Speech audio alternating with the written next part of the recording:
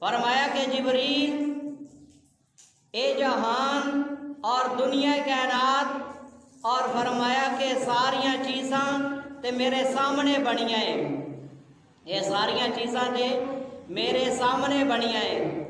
ایک احد سی ایک احمد سی، ایک کل پسارا کل بنیا، ایک احد سی ایک احمد سی، ایک کل پسارا کل بنیا، یاراں دیاں گلاں یار جانن اے آدم پیارا کل بنیا۔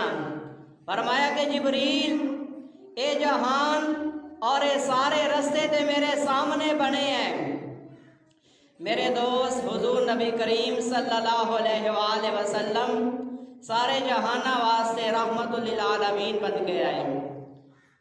کہیں کشائی نہیں بدر بھی شرمایا ہے، کہہ کشائی نہیں بدر بھی شرمایا ہے، جب سے سرکار کا رخ زیبا پہ نظر آیا ہے، جب سے سرکار کا رخ زیبا پہ نظر آیا ہے، اور ان کے ایک اشارے پہ ہر ایک فدا،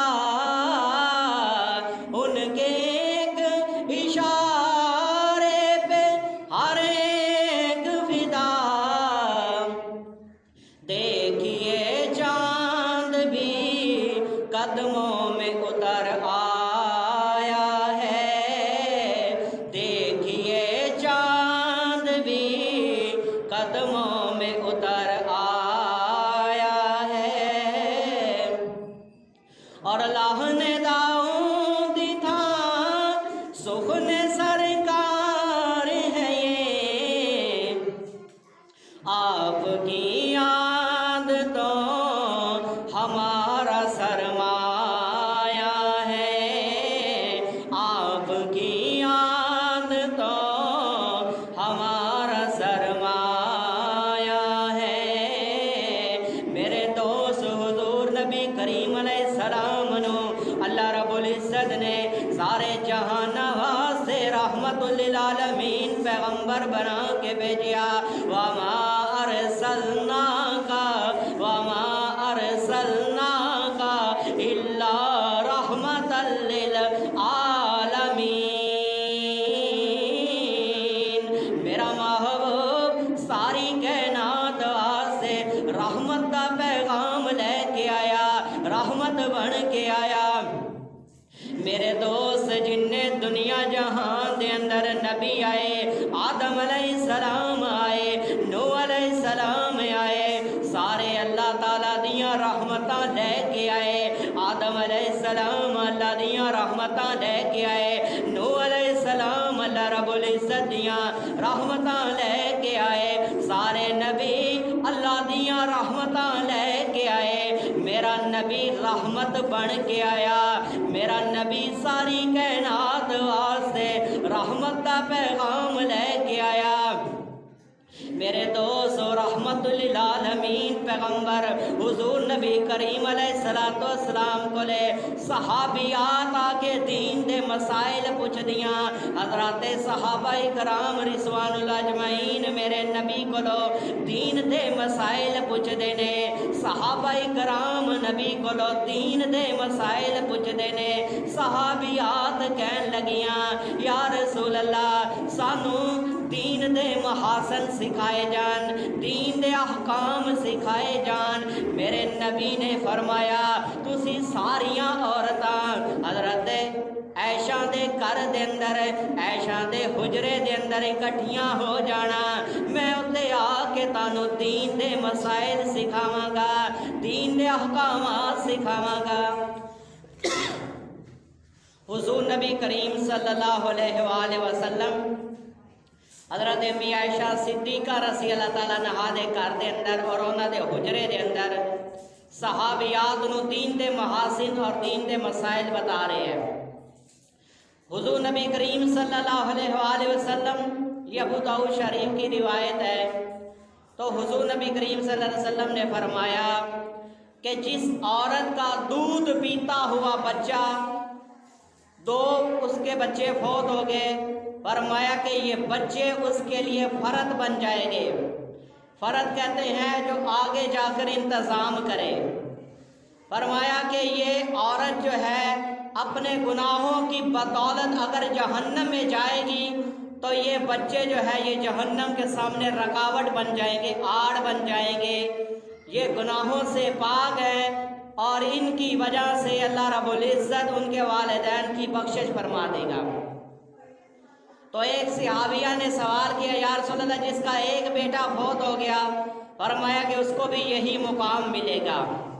اس پر حضرت سیدہ طیبہ طاہرہ حضرت امی عائشہ صدیقہ رضی اللہ تعالیٰ عنہا کی آنکھوں میں آنسو آ گئے۔ فرمایا کہ یا رسول اللہ جس کی اولاد ہی نہ ہو، جس کی نہ بیٹی ہو نہ بیٹا ہو، فرمایا کہ جس کی نہ بیٹی ہو نہ بیٹا ہو، جس کی اولاد نہ ہو، میں محمد اس کا جو ہے کل قیامت والے دن ضامن بن جاؤں گا۔ فرمایا کہ میں اس کو جو ہے وہ جنت کے اندر لے کر جاؤں گا۔ تو میرے دوست، دنیا جہاں کے اندر کسی کو ابتر کہنا، کسی کو اوترا کہنا، یہ سراسر غلط ہے۔ اللہ رب العزت کی نظروں میں اس کا مقام اور مرتبہ بڑھائے۔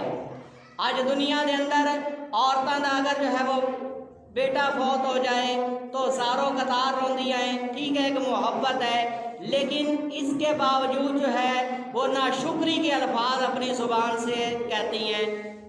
تو لہٰذا یہ بات بھی یاد رکھیں کہ یہ بچے جو ہے، جس عورت کا بچہ یا بچی فوت ہو جائے، ایک حدیث پاک میں آیا ہے کہ ان بچوں کی کفالت جو ہے امی ہاجرہ سلام اللہ علیہا کرتی ہیں۔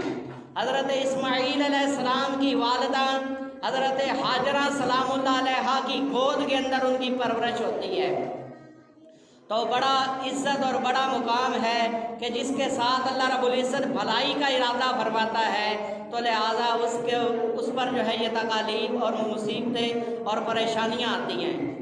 تو میرے دوست، دنیا جہاں کے اندر جو ہے اللہ رب العزت نے جو ہے جس کی کوئی اولاد نہیں ہے تو اس کا بھی جو ہے اس کو بھی جو ہے کسی غلط لفظ سے جو ہے وہ یاد نہیں کرنا چاہیے کہ حضور نبی کریم صلی اللہ علیہ وآلہ وسلم سارے جہانوں کے لیے رحمت للعالمین بن کر آئے ہیں۔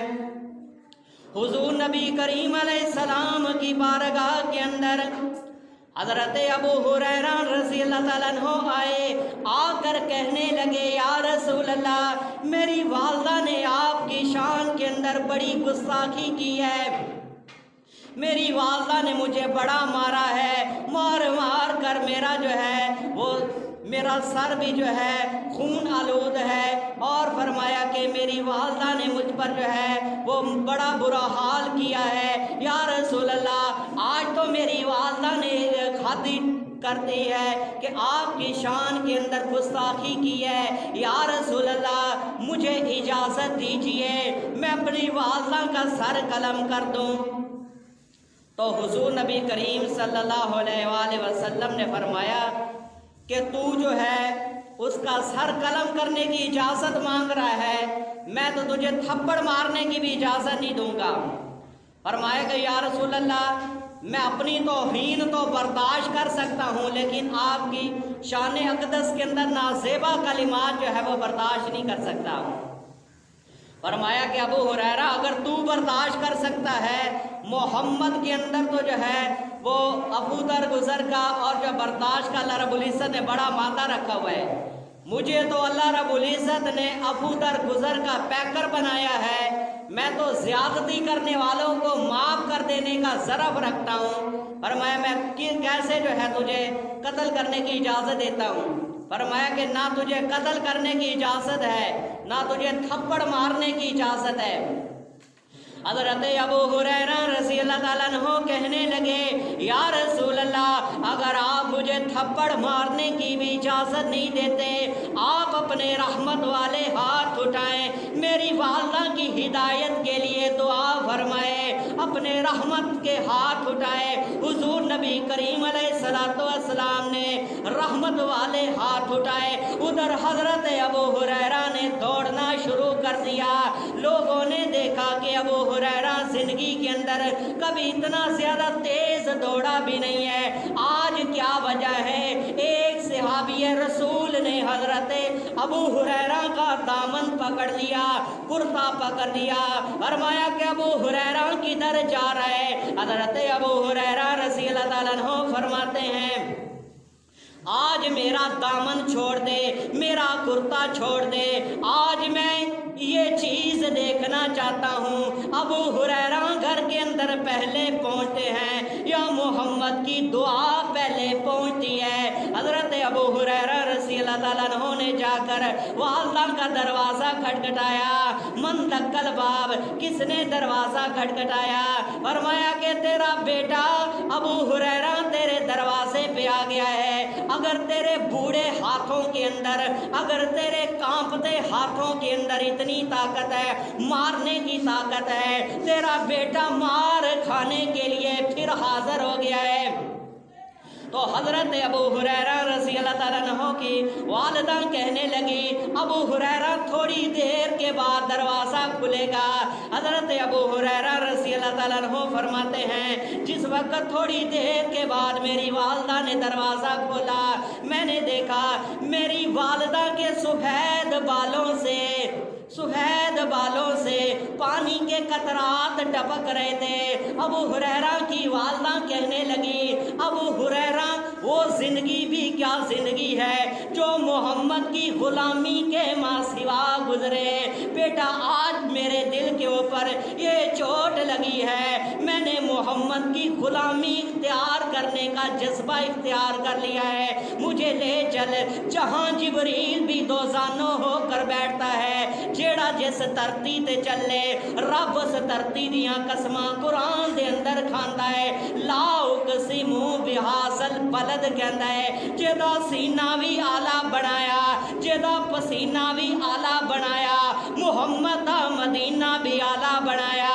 مینوں لے چلو دی محفل دے اندر، جدو حضور نبی کریم علیہ السلام دی محفل دے اندر حضرت ابو ہریرہ رضی اللہ تعالیٰ عنہ اپنی والدہ نو لے کے آئے۔ فرمایا کہ ابو ہریرہ مجھے کہا ہوتا میں خود چل کر تیری والدہ کو جو ہے وہ کلمہ پڑھا دیتا۔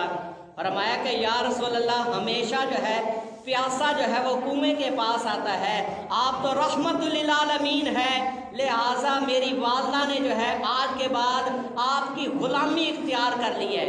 تو میرے دوست حضور نبی کریم علیہ السلام والدہ کے لیے بھی رحمت بن کر آئے۔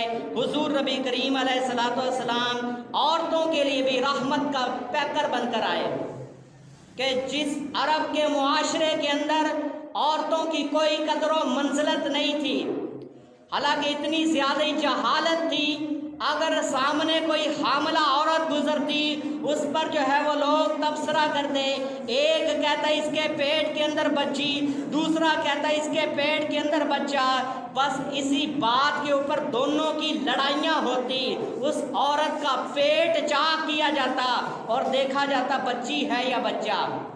تو میرے دوست ایسی جہالت کی انتہا کہ ایسے جہالت کے دور کے اندر عورت کو جو ہے وہ منڈیوں کے اندر بیچا جاتا تھا، بھیڑ اور بکریوں کی طرح بیچا جاتا تھا۔ جس عورت کو شیطان کی روح سمجھا جاتا تھا، جس عورت کے خاص ایام شروع ہو جاتے اس کو جنگلوں کے اندر جو ہے وہ حکم دیا جاتا کہ جنگلوں کے اندر نکل جاؤ، لیکن حضور نبی کریم علیہ السلام نے اس عورت کو عزت دی، اس عورت کو مقام دیا، فرمایا کہ عورت اگر بہن کے روپ میں ہے تمہاری عزت اور ناموس ہے، فرمایا کہ عورت اگر بیٹی کے روپ میں ہے وہ فرمایا کہ تمہارے گھر کی رحمت ہے، عورت اگر بیوی کے روپ میں ہے فرمایا کہ تمہارے ایمان کا حصہ ہے، اس کا خرچہ تمہارے ذمہ واجب ہے، فرمایا کہ عورت اگر ماں کی صورت میں ہے اس کے قدموں کے نیچے اللہ رب العزت نے جنت کو بنا دیا ہے کہ جس جنت کو ہم عبادتوں کے ذریعے، ریاضتوں کے ذریعے، تسبیحات کے ذریعے اور جو ہے اللہ رب العزت کی عبادات کے ذریعے جنت کو حاصل کرتے ہیں، اس جنت کو نبی کریم علیہ الصلوۃ والسلام نے ماں کے قدموں کے نیچے بچھا دیا ہے۔ تو یہ عزت، یہ مقام، یہ مرتبہ ملا ہے رحمت للعالمین پیغمبر کی وجہ سے۔ حضور نبی کریم علیہ الصلوۃ والسلام کی آمد سے پہلے نہ عورت کی کوئی قدر و منزلت تھی، نہ بوڑھوں کی کوئی قدر و منزلت تھی۔ فرمایا کہ اسلام کے اندر جس نے کسی بوڑھے شخص کی تعظیم کی، اس نے اپنے پروردگار کی تعظیم کی۔ کتنا عزت، کتنا مقام اور کتنا مرتبہ دیا کہ درختوں کے لیے میرا نبی رحمت للعالمین بن کر آیا۔ کہ حضور نبی کریم علیہ الصلوۃ والسلام نے فرمایا کوئی آدمی بھی جو ہے وہ سائے دار درخت کے نیچے جو ہے پیشاب پخانہ نہ کرے۔ تو لہذا جو لوگ کہتے ہیں کہ جناب اس سے آسیب اور جنات کا سایہ ہو جاتا ہے، تو لہذا یہ بات نہیں ہے کہ حضور نبی کریم علیہ السلام نے درختوں کے بھی حقوق بتلا دیے کہ اگر کوئی سائے دار درخت کے نیچے پیشاب اور پخانہ کرے گا، لوگ جو ہے اس سے متنفر ہوں گے اور لوگ جو ہے سائے دار درخت کے نیچے بیٹھنا گوارا نہیں کریں گے۔ تو انسان کی ایک طبیعت ہے کہ انسان سائے کو پسند کرتا ہے۔ درختوں کا ٹھنڈا سایہ جو ہے انسان کو راحت، آرام اور سکون دیتا ہے۔ تو جب لوگ جو ہے انہی درختوں کے نیچے پیشاب اور پخانہ کریں گے تو لوگ اس سے متنفر ہوں گے۔ اس طرح درختوں کے حقوق پامال ہوں گے۔ حضور نبی کریم علیہ الصلوۃ والسلام جانوروں کے لیے رحمت کا پیغام لے کر آئے کہ حضور نبی کریم علیہ السلام کی آمد سے پہلے جانوروں کے ساتھ ظلم اور زیادتی کی جاتی تھی۔ جانوروں کے ساتھ اتنی ظلم اور زیادتی کی جاتی تھی، ایک روایت کے مطابق آتا ہے کہ اگر کوئی کسی کو جو ہے وہ گوشت کی ضرورت ہوتی تو وہ کھڑے جانور کے جو ہے اس کے اوپر تلوار چلاتے اور اس کا جو ہے گوشت جو ہے وہ ران کا کاٹ کر جو ہے پکا کر کھا لیا کرتے۔ لیکن حضور نبی کریم علیہ السلام نے فرمایا اسلامی طریقے کے مطابق جانور کو جو ہے وہ ذبح کیا جائے، اس کی تینوں رگیں کاٹی جائیں۔ فرمایا کہ وہ جانور تب تمہارے لیے حلال ہے۔ کہ حضور نبی کریم علیہ السلام کی آمد سے پہلے جانوروں کے ساتھ اتنا ظلم کیا جاتا تھا کہ جانور اگر کسی کو غم کی خبر سنانی ہوتی، کسی قاصد کو جو ہے کسی علاقے کے اندر بھیجنا ہوتا، وہاں پہ غم کی خبر سنانی ہوتی تو اس اونٹ کے، اس گھوڑے کے جو ہے وہ کسی کی دم کاٹ دی جاتی، کسی کے کان کاٹ دیے جاتے۔ لوگ سمجھ جاتے یہ لہو لہان جانوروں کے اوپر جو آدمی چل کر آیا ہے، جو بیٹھ کر آیا ہے، لہٰذا یہ آدمی جو ہے کوئی غم کی خبر لے کر آیا ہے۔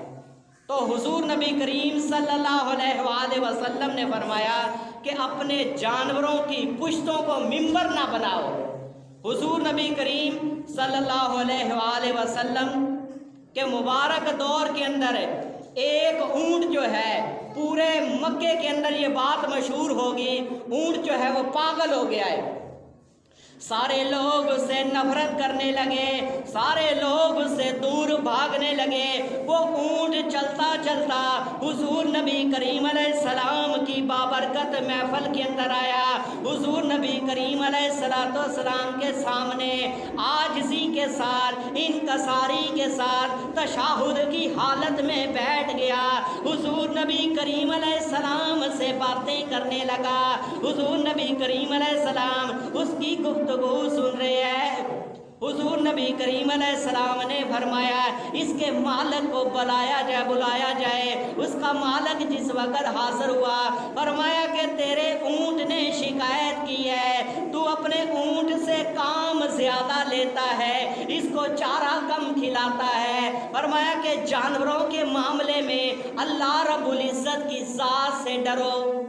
تو لہٰذا حضور نبی کریم صلی اللہ علیہ وآلہ وسلم نے جانوروں کے حقوق تک بتلا دیے، پاگلوں کے حقوق تک بتلا دیے کہ حضور نبی کریم صلی اللہ علیہ وآلہ وسلم کے سامنے ایک عورت حاضر ہوئی کہ جس کا ذہنی توازن ٹھیک نہیں تھا۔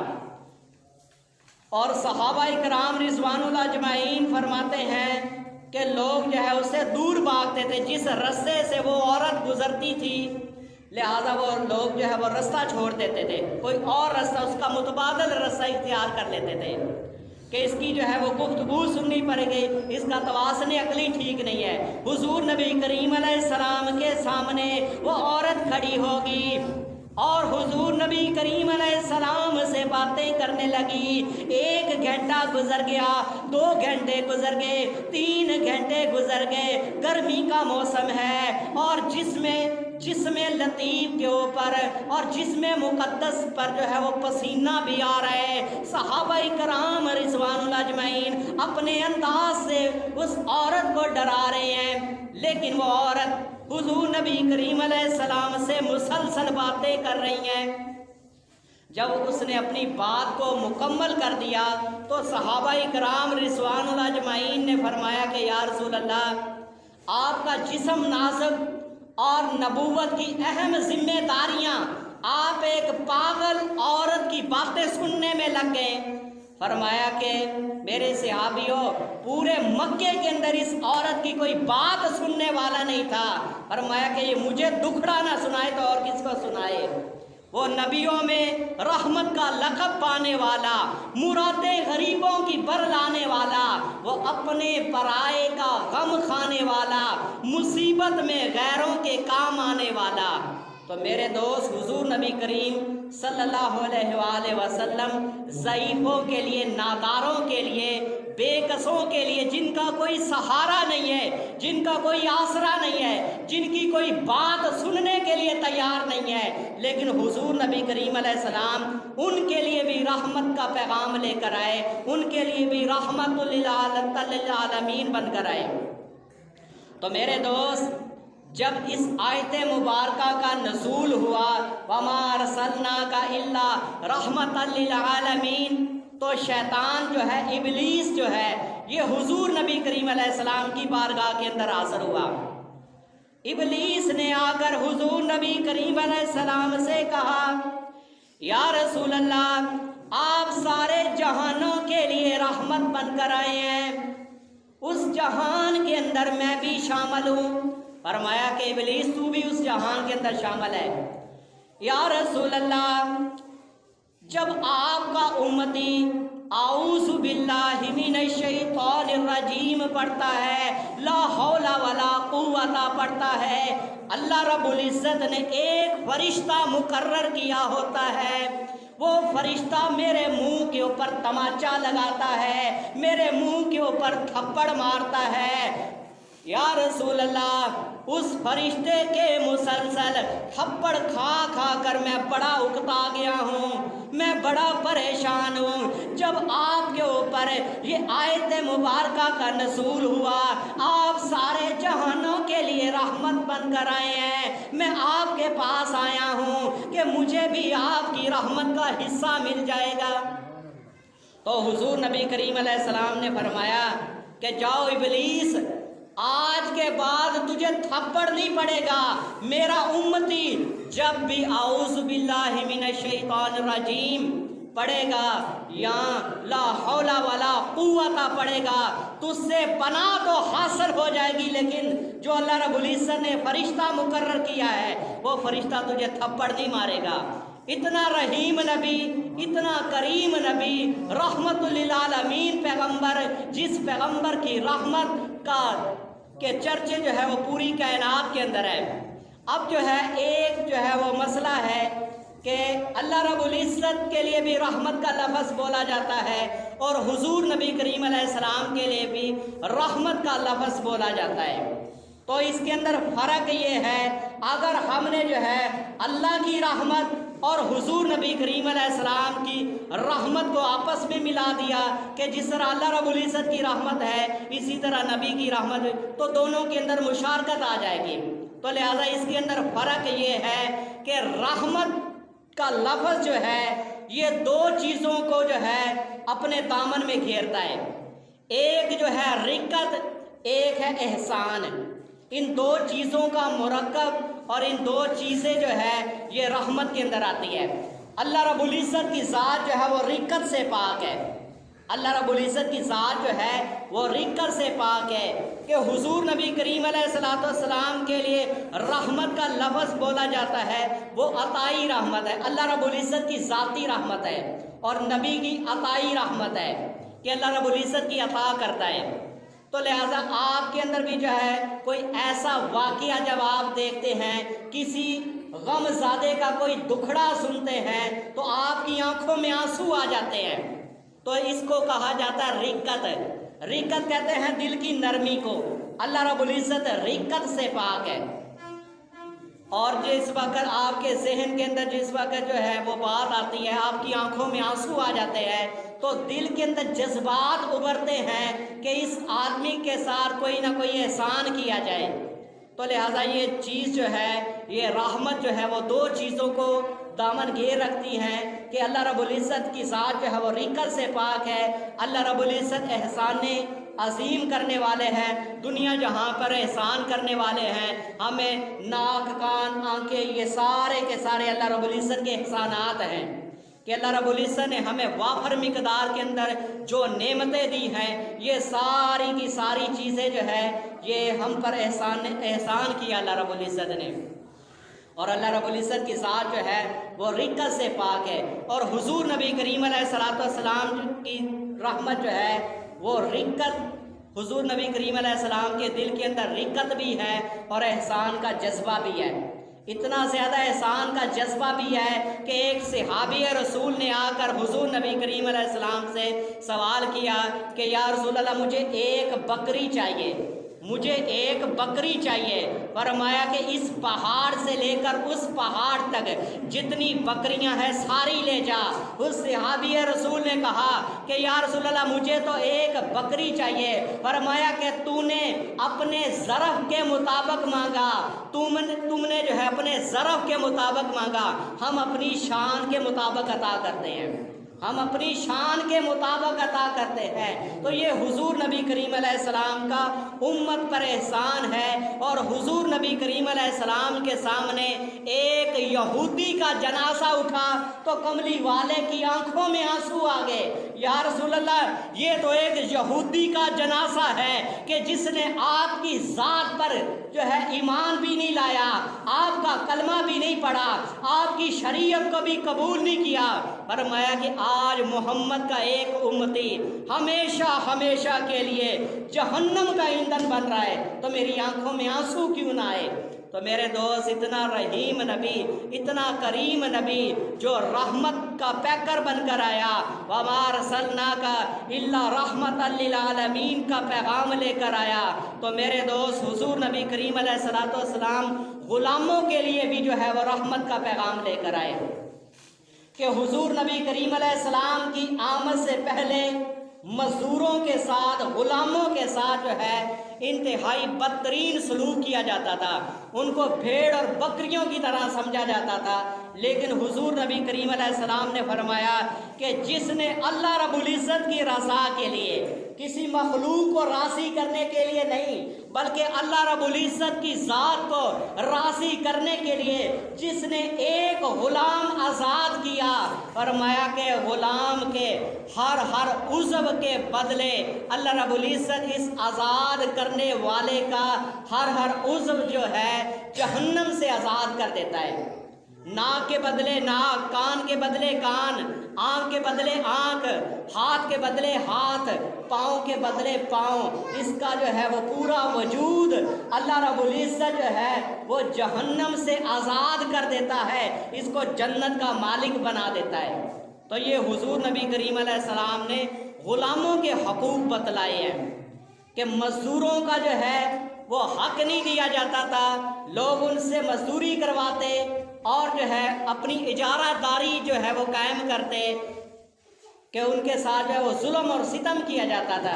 لیکن حضور نبی کریم علیہ السلام نے فرمایا کہ مزدور کا پسینہ خشک ہونے سے پہلے اس کی مزدوری ادا کر دی جائے، مزدور کا پسینہ خشک ہونے سے پہلے اس کی مزدوری ادا کر دی جائے۔ فرمایا کہ جس نے مزدور سے کام لیا اور اس کی مزدوری ادا نہ کی اور اس کا حق جو ہے وہ غصب کر لیا، فرمایا قیامت والے دن محمد اس کا وکیل بن کر خدا کی عدالت میں اس کا مقدمہ لڑے گا۔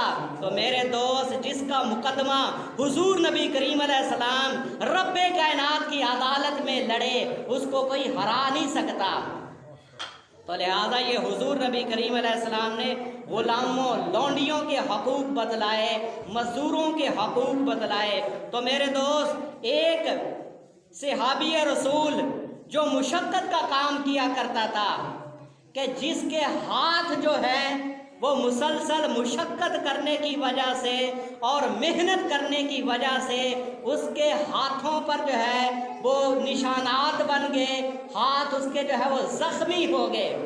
حضور نبی کریم علیہ السلام کی بارگاہ قدس کے اندر، مقدس بارگاہ کے اندر حاضر ہوا، یا رسول اللہ، محنت کرنے کی وجہ سے میرے ہاتھوں میں چھالے پڑ گئے ہیں، میرے ہاتھوں کے اندر زخم ہو گئے ہیں۔ حضور نبی کریم علیہ السلام نے اس جو ہے مزدور کے ہاتھ چومے۔ دنیا جہاں کا کوئی لیڈر اس کی مثال پیش نہیں کر سکتا۔ آپ نے دنیا جہاں کے اندر مختلف جو ہے وہ دانشوروں کے قول بھی پڑھے ہیں، دانشوروں اور مختلف قسم کے جو ہے وہ لوگوں کی جو ہے وہ باتیں بھی پڑھی ہوگی۔ آپ نے دنیا جہاں کے اندر چارلس کی تاریخ بھی پڑھی ہوگی، شیکسپیئر کی تاریخ بھی پڑھی ہوگی، افلاطون اور ابو علی سینا کی حکمت کو بھی پڑھا ہوگا، لقمان کی حکمت کو بھی پڑھا ہوگا، نوشیروان کا عدل اور انصاف بھی پڑھا ہوگا، حاتم طائی کی سخاوت بھی پڑھی ہوگی۔ لیکن دنیا جہاں کے اندر کوئی رہبر و رہنما، مقتدا پیشوا ایسا نہیں پیش کر سکتے، کوئی ایسا امام اور لیڈر پیش نہیں کر سکتے جس نے اپنے مزدور کے ہاتھوں کو چوما ہو۔ یہ حضور نبی کریم علیہ السلام اپنے اس مزدور کے ہاتھ چوم رہے ہیں اور فرمایا القاسب حبیب اللہ، فرمایا کہ محنت کرنے والا، مشقت کرنے والا اللہ کا حبیب ہے، اللہ کا دوست ہے۔ کتنا زیادہ مقام اور مرتبہ شب معراج کی رات مسجد اقصیٰ کے اندر 1,24,000 انبیاء کرام نے اپنی اپنی صفتیں بیان کی۔ کسی نبی نے کہا مجھے اللہ نے صفی اللہ بنایا، کسی نے کہا مجھے اللہ تعالیٰ نے نجی اللہ بنایا، کسی نے کہا مجھے اللہ تعالیٰ نے صدیق اللہ بنایا، کسی نے کہا مجھے اللہ رب العزت نے خلیفۃ اللہ بنایا، کسی نے کہا اللہ رب العزت نے مجھے کلیم اللہ بنایا، کسی نے کہا اللہ رب العزت نے مجھے روح اللہ بنایا۔ حضور نبی کریم علیہ السلام کھڑے ہو گئے، انا حبیب اللہ، کہ اللہ تعالیٰ نے مجھے اپنا حبیب بنایا ہے، اللہ تعالیٰ نے مجھے اپنا حبیب بنایا ہے۔ تو حضور نبی کریم علیہ السلام اپنے لیے حبیب کا لفظ جو ہے وہ استعمال کیا کرتے تھے۔ فرمایا کہ القاسب حبیب اللہ، محنت سے کمانے والا، مشقت سے روزی کمانے والا، وہ بھی اللہ کا حبیب ہے، میں بھی اللہ کا حبیب ہوں۔ اور فرمایا کہ محنت سے روزی کمانے والا وہ بھی اللہ کا حبیب ہے۔ تو حضور نبی کریم علیہ السلام گداگری کو ناپسند کرتے ہیں۔ حضور نبی کریم علیہ السلام اس جو ہے وہ مانگنے والوں، اور فرمایا کہ اوپر والا ہاتھ نیچے والے ہاتھ سے بہتر ہوتا ہے، کہ انسان کسی کے سامنے سوال کرنے سے یہ بات بہتر ہے کہ انسان محنت اور مشقت کر لے۔